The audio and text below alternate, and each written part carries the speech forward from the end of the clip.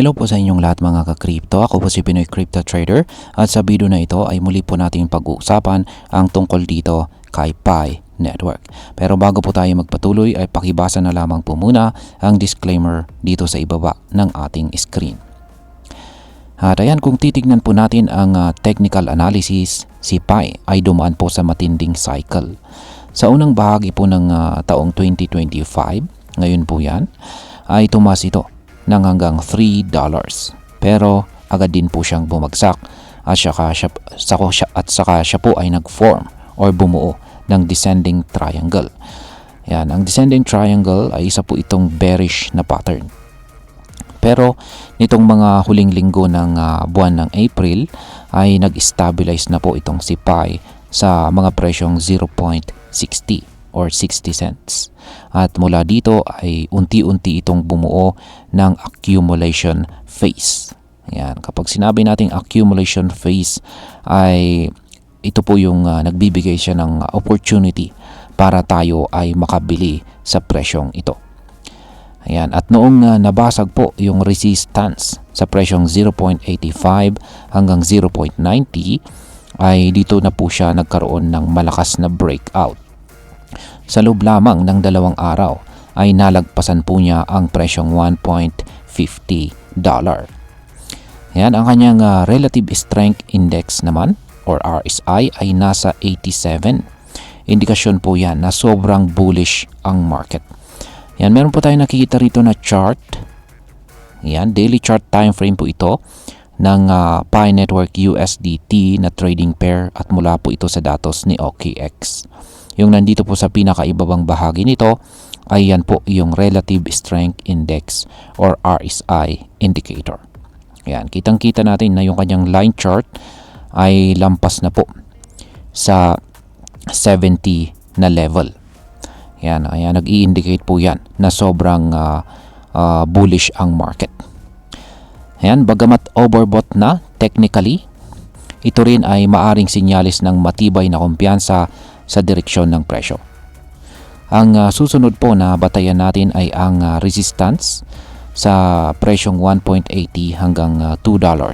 Kung mabasag naman ito ay posibleng umakyat muli si Pi hanggang sa dating mataas na presyo nito or ATH nito na nasa $2.30.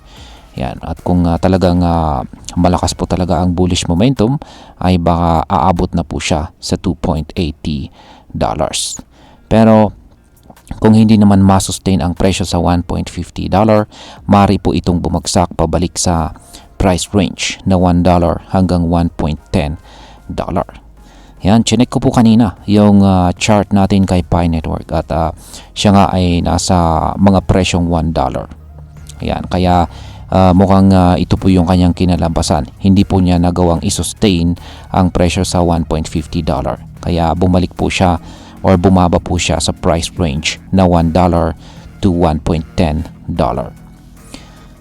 Yan, ngayon ay ano naman po ang aasahan natin sa May 14. Yan, May 14 na update. Yan, ngayon ay bakit sobrang excited ang mga tao sa May 14?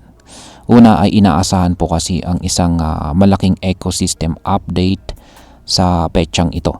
Ayon po sa mga balita ay magkakaroon po ng announcement mula mismo sa founder ng Pi sa event na tinatawag na Consensus 2025 Summit. Isa sa pinakamalaking crypto conference sa buong mundo. Ikalawa, marami ang mga umaasa na ito na ang panahon kung kailan ililista na si Pi sa malalaking exchanges gaya ni Binance. Bagamat wala pang opisyal na kumpirmasyon, isang community poll ang nagsabing 86% ng mga sumagot ay suportado ang listing ni Pi kay Binance. Kung mangyayari nga ito ay siguradong lalakas pa ang demand. Mayroon ding rumors tungkol sa expansion ng Pi ecosystem sa mas maraming decentralized applications or dApps. Target daw ng team na mag-deploy ng 100 dApps sa network. Ngayon ay ano naman po ang mga price prediction para dito kay Picoin. Yan, meron po tayo dito kay Coin Codex kung saan ayon sa kanila ay posibleng pumalo daw si Picoin sa presyong $4.34 ngayong May kung magtutuloy-tuloy ang kanyang bullish trend. Pagsapit naman ng buwan ng June ay inaasahan namang pwedeng umabot ito sa pagitan ng $3.95 hanggang $6.04. Samantala, ayon po sa digital coin price, maaaring tumaas pa itong si Pi sa average price na $3 ngayong taong 2025 at umabot naman ng halos $8.14 pagsapit ng taong 2030. Pero mga ka-crypto, tandaan po natin na ito ay mga prediction lamang. Si Pi ay nasa early stage pa lamang, wala pa ring tunay na open mainnet para sa lahat at kulang pa sa kanyang real world adoption. Kaya't mag-ingat po tayo sa mga desisyon natin sa pag-i-invest. Ngayon ay pag-usapan naman po natin ang posibleng maging epekto nito para sa atin bilang mga Pinoy crypto traders at investors ni Picoin. Para sa atin dito sa Pilipinas, malaking oportunidad ang maaring ibigay ni Pi Network, lalo na kung maisa sa katuparan ang mga pangako po nila. Sa dami po ng Pinoy na early users ni Pi, kapag naging fully tradable na ito sa mga major exchanges at magkaroon ng tunay na use cases, pwedeng magbukas po ito ng maraming paraan para kumita o gumamit ng crypto sa pang-araw-araw na buhay.